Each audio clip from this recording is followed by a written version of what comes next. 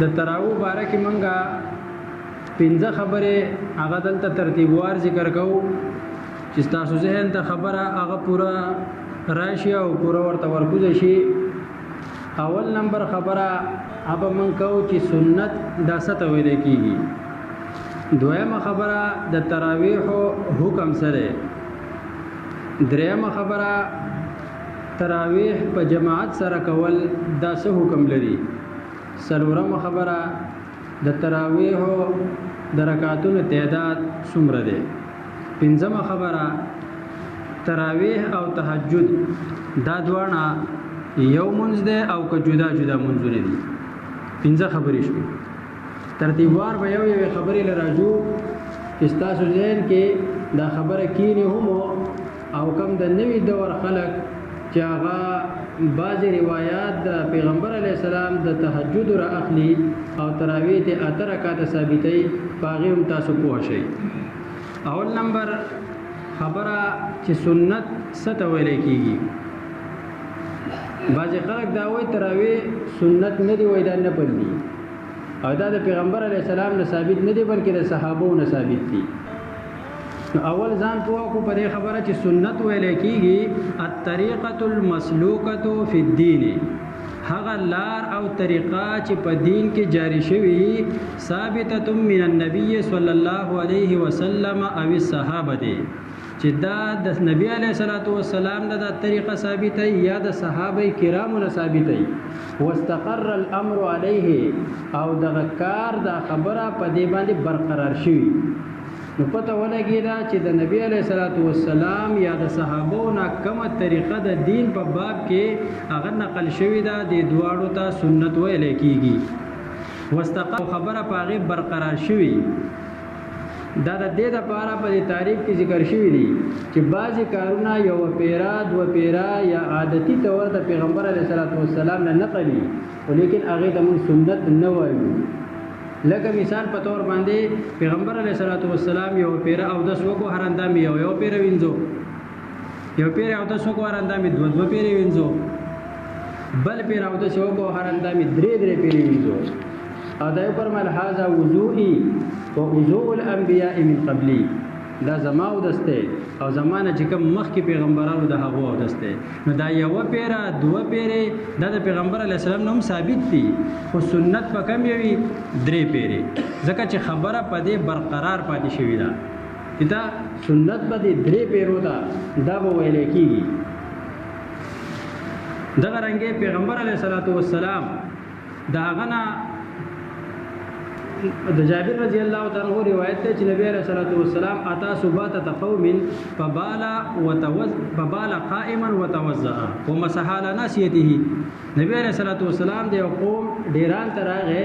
واړه بولې وکړل په ولاړه باندې او بیا دا غنه ورسته او د سوکو مسه وکړه. عائشہ رضی الله تعالی عنها فرمایي چې څوک تاسو ته دا وایي چې نبی علیه الصلاۃ والسلام په ولاړه واړه بول کړي دي داغه تصدیق مکوئ. اجر ته په ولاړه واړه بول نه دي کړي. و دوانه روایت خو صحیح روایت دي. خدا یو د نبی علیه الصلاۃ والسلام وقتی او عارضی تورو چې دا د کور نه بهر معاملې وا جابر رضی الله تعالی عنہ نقل کړي دا چې ډیران ازه داسې و چړای غونډي نه پای کې کینه واپس پسړي واړه بول لازم. نو کسړی کینې نو دارې کپلو ته کېدی. نبی علیہ السلام عارضه وقتی طور په دغه ځای کې په ولاړه واړه بول وکړل. یا نبی علیہ الصلوۃ والسلام هغه ارتاو شو په دې زنګون کې دړو خپې راټولول نه شو چې خپې نوزر په وجه باندې په ولاړه باندې واړه بول وکړل. خو لیکن کار مستقل چې هغه ثابت شوی دی بسره ته ناس ته په وړو بول دی. نو سنت دا دی چې ته واړه بول کې په ناس ته باندې نبی علیہ السلام یو پیرا ثابت شوی دی. دغه رنګ نبی علیہ السلام په ولاړه باندې وبس کړی دی،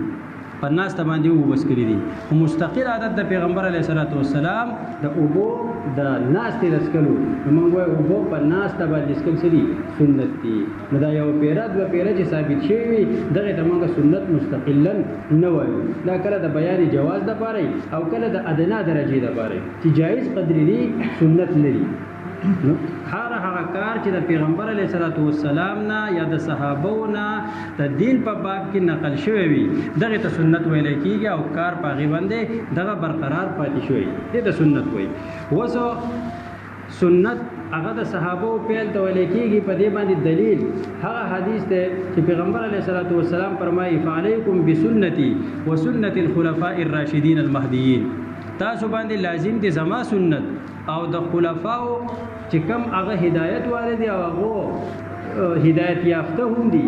هغه سنت په ځان تاسو لازم وګڼئ او تمسکو هغه باندې منګولې ولګوئ وعزوا علیها بالنواجذ او په دې غټو غاخرو باندې چک په ولګوئ نه په مضبوطی سره دا ونسئ په پیغمبر علیه السلام په خپل فرمایلی دي چې تاسو د خلفای اربعه داغو په سنت باندې عمل کوئ بل حدیث کې راځي نبی علیه السلام فرمایي اقتدوا بالذین من بعد ابي بکر و عمر رضی الله عنهما زمانه ورستو پر دوه کسانو ورپسې شي یو ابو بکر بل عمر رضی الله تعالی عنہ بل حدیث ته ترمذی شریف نبی علیہ الصلوۃ والسلام فرمایي اصحابی کالنجوم بأیهم اقتدیتم اهتدیتم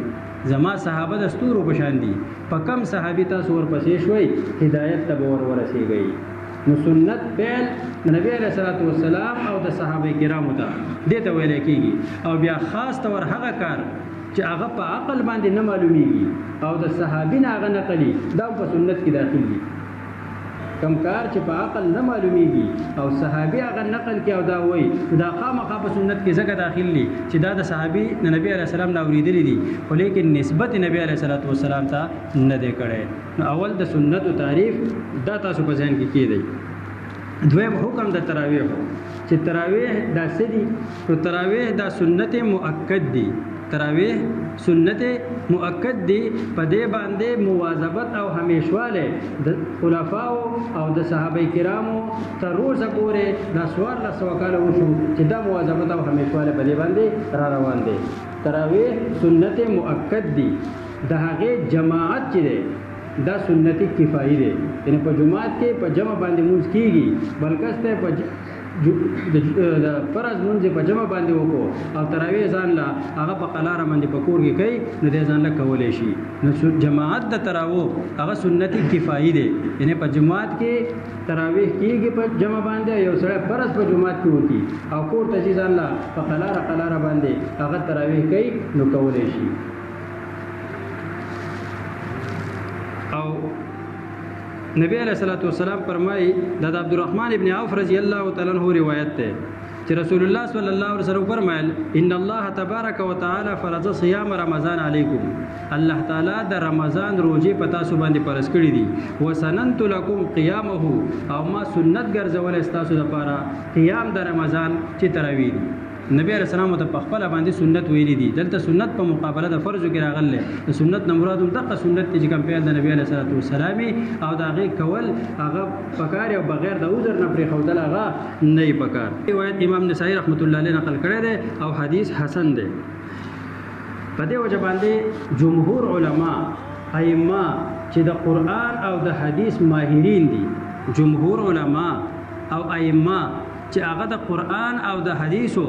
ماهرین دي خپل ټول عمرونه د قران کریم او د احادیثو په خدمت کې او د هغه په علوم کې هغه لګولې دي نو هغه د روایتو او د صحابه کرامو د آثارو او د تابعینو د آثارو په بنیاد باندې دا نقل کړی دي التراویح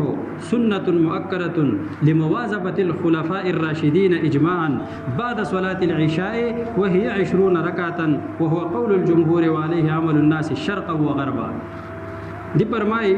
چې تراویح سنت مؤکد دی ځکه په دې باندې خلفای راشدینو همیشواله کړی دی او اجماع د صحابه په دې باندې شوی دا او د دې وخت سره نماز خوتن د فرض نه ورستو د وخت او دا شي او په دې باندې دا قول د جمهور علماو دی د اکثر علماو دی وعليه عمل الناس شرقا وغربا او په دې شل رکعات باندې او دې ته سنت مؤکد ویل دا د ټول خلکو خبره ده په دې ټول خلک روان دي شرقا وغربا په مشرق کې هم او په مغرب کې هم یوازې په یو ځای کې نو ان ټول امت په دې باندې چې تراویح سنت مؤکد دي او دا شل رکعات دي و جماعت د تراویح د نبی علیہ الصلوۃ والسلام په دور کې هم شوی دی درې ورځې نبی علیہ الصلوۃ والسلام په خپل باندې تراویح کړې دي بیا په څلورم ورځ خلک ډیر زیات راجمع شول نبی علیہ الصلوۃ والسلام راونه وته سحر بیا وی او فرمایل چې ګوره ذکر راونه وته اسینه چې پتا سو باندې د جماعت د تراویح چې د فرض شي بیا پتا سو تګرانه نبی علیہ السلام په څلورم ورځ بیا راونه وته. او بل حدیث ته چې نبی علیہ الصلوۃ والسلام یو ورځ هغه راوته په رمضان کې وشپه راوته فرآ ناسا فی ناحیه المسجد خلق ولیدل د جمعات په وګټ کې یصلون منځکو فقال نبی علیہ السلام فرمایل ما یصنع هؤلاء دا خلق څه کوي؟ قال قائل يوين کې وتوي یا رسول الله اے د الله پیغمبره هؤلاء ناس ليس معهم قرآن دا دي چې خلق دي د دې سره قرآن نشته یعنی قرآن دي ته یاد نه. وأبي بن كعب رضي الله عنه يقرأ او أبي بن كعب رضي الله عنه دي قراءت وي مخکې منځ ورته کوي وهم معه يصلون بصلاته او دا خلق په أبي بن كعب پسې منځ کوي دا چې کوم منځ کوي په پسې ولاړ دي. قال نبی عليه السلام فرمای هذا قد احسنوا وي دي خکار کوي واصابوا او دي حق ته ورسېدل ولم يكره ذلك لهم او دا جمع د دې لپاره بد ونه ګڼله صحابه ولاړو په جمع باندې منځ دي کو نبی عليه السلام پیراغه په دې باندې برقرار پاتې کړل. د نبی عليه السلام په خپل دور کې هم جماعت د صحابه کرامو هغه تراود شوه دي. اوس بیا چې دا کار څنګه دغه شو د عمر رضی الله نو جماعت د تراو هغه د رسول الله صلی الله علیه وسلم په دور کې صحابه دا هم کړی دی. اوس بل اهم خبره هغه تاسو دا یاد وساتئ چې تعداد د رکعاتونو د تراو چې په دې کې نن سبا خلک ډېر د خبط نکار اخلي او خلکو ته دا تصور ورکړي چې پیغمبر علیه الصلاۃ والسلام اته رکعات تراویح کړي دي او زیات نبی علیه الصلاۃ والسلام هغه نه دي کړي. نو ما چې کوم حدیث په خطبه کې ویلو چې حضرت عبد الله ابن عباس رضی الله تعالی عنہ فرمایي کان رسول الله صلی الله علیه وسلم یصلی فی رمضان 20 رکعتا والوتر نبی علیہ الصلوۃ والسلام په رمضان کې 60 رکعات تراویح کولې والوتر او درې به سره وتر کول. دا حدیث امام ابو شیبه ابن ابي شیبه رحمت الله علیه نقل کړی دی. دا حدیث حسن دی. حسن مطلب پدې کې یو راوی ضعیف دی خو لیکن د هغه وخت نه والا د صحابو د وخت نه او تر اوسه پورې ټول امت پدې باندې عمل کوي. نو دا امت چې قبول کړی دی د امت د عمل د قوت او طاقت ور کړی دی. نو دا حدیث په قوت دا صحیح کې دی. حدیث په قوت دا صحیح کې. نو دا صحیح حدیثو کې دا شمار دی چې نبی علیه الصلوۃ والسلام 60 رکعات تراویح کړي دي او وتر ور سره کړي دي. بل د صاحب ابن یزید رضی الله تعالی عنہ نقل دي چې هغه فرمایي كنا نقوم فی زمن عمر رضی الله تعالی عنہ وای موږ با د شپې و درې دوی نه تراویح به وکولې په زمانہ د حضرت عمر ابن الخطاب رضی الله تعالی عنہ به 20 رکعات والوتر 60 رکعات او وتر به ور سره کول. اوس ګوره د ډیرو صحابو نه دا روایت هغه نقل دي د ډیرو نه د شلو روایت. اوس د دې نه مخکې چې څومره جماعتونه واړه جماعتونه بوله څنګه چې د مخکې حدیث ما تاسو ته ذکر کو چا بزان له یوازې کولې. حضرت عمر رضی الله تعالی عنہ هغه دا سوچ وکړو چې دا خلک پس یوازې واړه جماعتونه کوي. نو حضرت ابی ابن کعب رضی الله تعالی عنہ مخکې کو او دا ټول خلک په پس ودرول او 60 رکعات تراویح د هغه وخت نه د ټول صحابه کرامو په مجلس کې په حضور کې دا شروع شوه. هیڅ یو صحابي په حضرت عمر رضی الله تعالی عنہ باندې انکار ونه کو ځکه چې صحابه مبارکه په خپل دا روایت دا ذکر دي چې لا يخافون فی الله لومۃ لائم دې د الله تعالی د دین په باب کې د هیڅ چا د ملامتیا نه نیریږي. سیده خبره به د دین په باب کې کوله. عمر رضی الله تعالی بل پیر په منبر باندې وي چې ګوره کتا سما کې سغلطی نه نو ما ته حکم کوي چې زاغه راکوم او صاحب په سپاسې دو کتا د دین خلاف خبره وکړم بری پرې تور باندې سمو هغه الحمدلله وی خدای شته شکر دې چې زما پر آیا کې داسې خلک پیدا کړی دي چې ما کې کوګواله د دین راځي او ما ته وجه تابه مونږ په زور باندې سمو. نو که چرته دا خبره صحیح نه وي نو یو صحابي هو پاسیدل عمر رضی الله عنه ته وی جاته سکے نو دغه وخت نه مسجد نبوي کې 60 رکعات تراویح په جماعت باندې شروع شوه او تر اوسه پورې دا په ټول امت کې د عمل روان دي. سیوا د دې چې سل یو نیم سل کال وشو چې دا غیر نو خلکو بعض شروع وکړه چې تراویح 8 رکعات دي. وس ګوره تراویح 8 رکعات نه دي. کم حدیث چې د ذکر کوي چې حضرت عائشه رضی الله تعالی عنها ابو سلمہ رضی الله تعالی عنہ هغه نقل کوي چې زما پلار عبدالرحمن رضی الله عنه تاسو کو د عائشه رضی الله تعالی عنها چې د نبی صلی الله علیه وسلم مون څنګه وو نبی علیہ السلام عائشہ رضی اللہ تعالی عنها د فرمایل چې ما کان رسول الله صلی الله علیه وسلم یزيد فی رمضان ولا فی غیره على 11 رکعتا نبی علیہ الصلوۃ والسلام په رمضان او غیر رمضان کې د یو لس رکعات نه زیات نه کول یصلی اربعا سلور رکعات به کول لا تسأل عن حسنهن وطولهن دا غیر د خیستوالي او د وګدوالي په باره کې تاسو مکوئ ډیر وګدا او ډیر خیسته مونږ به کو سلور رکعات نو دا د نبی علیہ السلام د تهجد مونږ دی نو دغه خلق د تهجد مونږ د نبی علیہ السلام راوخلي او د تراویح مونږ ته لا جوړ کی نو دغه مونږ چې د هغه تراویح ده ځکه د نبی پای کې بخبره باندې فرمایي چې په رمضان ولا فی غیره په رمضان او غیر رمضان کې په غیر رمضان کې تراویح نه تراویح خو صرف په رمضان کې اول دا تاسو صحابي ځکه کړو چې هغه خیال دا چې نبی علیہ السلام په رمضان کې ډیر عبادت کوو کې دې چې د عبادت په دې رمضان کې سیوا کړي د تهجد هم سیوا کړي نه او فرمایي چې نه تهجد اته رکعاته نبی علیہ الصلوۃ والسلام کول د دین زیاتواله هغه نه دی کړي بل د تهجد منځو او د تراویح منځ دا جدا منځونه دي دغه تهجد چې دی هغه د خوب نه ورسته کیږي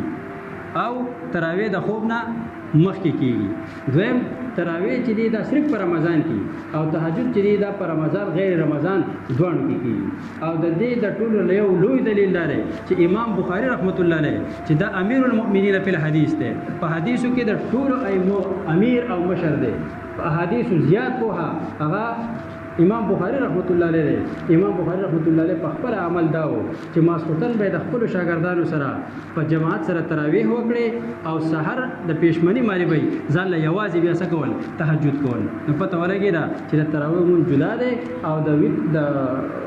تهجد مون چې ده هغه جدا مون ده الله تعالی دې موږ ته صحیح سمجھ او توفیق را نصیب کړي او موږ دې الله تعالی په دې باندې کوه کی دعا وکړي الحمدلله رب العالمین والعاقبۃ للمتقین والصلاة والسلام على سيد الانبیاء والمرسلین محمد وآله وصحبه اجمعین اللهم ربنا آتنا في الدنيا حسنه وفي الآخرة حسنه وقنا عذاب النار اللهم انك عفو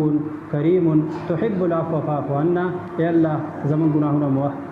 معاف کې خدای پاک دې دنیا په نعمتونو موږ مالا مال کړل کې پریشانې مصیبتونو تکلیفونو ختم کړل کې د رمضان په خیر خیرت سره خدای په موږ باندې تیر باسل کې خدای پاک زمونږ د امت د صحابه کرامو اتباع زمونږ نصیب کړل کې خدای پر هراس باندې موږ روان کړل کې خدای پاک د جمهور امت د لارې نه موږ ما اخوا کې خدای پاک دې مرګرو چې څومره د طالبانو سره خپل تعاون وکړو د دین دنیا باندې ول دې بدل ورکړل کې خدای په مال جان او اولاد کې برکت ولګول کې خدای پاک دې بدل ور په دین دنیا ورکړل کې پسو سوچند ور خدای پاک دې بدلې هغه ورکړل کې خدای پاک ته زمونږ رضا شي خدای ته زمونږ رضا شي الله د خیر او د رحم کرم باران باندې اورول کې خدای د خیر او د رحم کرم باران باندې اورول کې خدای پاک د خیر رحم کرم باران باندې اورول کې خدای پاک پریشانی مصیبتونه ختم کړل کې خدای دې حاضر مجلس کې چا څه ضرورتونه دي حاجتونه دي د خپل غیب او خزانونه پوره کړل کې قرضدار او قرضې ختم کړل کې خدای بیماران له روغ صحتونه ورکړل کې خدای قرضدار تندرستي خدای پراخي ول ورکړل کې خدای پاک رچا په کور کې به اتفاقی په اتفاقی بدل کړل کې چا نور څه پریشانې مصیبتونه دي تکلیفونه ختم کړل کې خدای پاک ته موږ د زلالت او گمراهۍ نه وساتل کې خدای پیغمبر علیه السلام کومې د خیر دعاګانې وکړي باندې زموږ سو کې کوم شرور نه پناه وکړي نه موږ پناه راکړي وصلی الله تعالی علی خیر خلقه محمد و علیه و اصحابہ اجمعین برحمتک یا ارحم الراحمین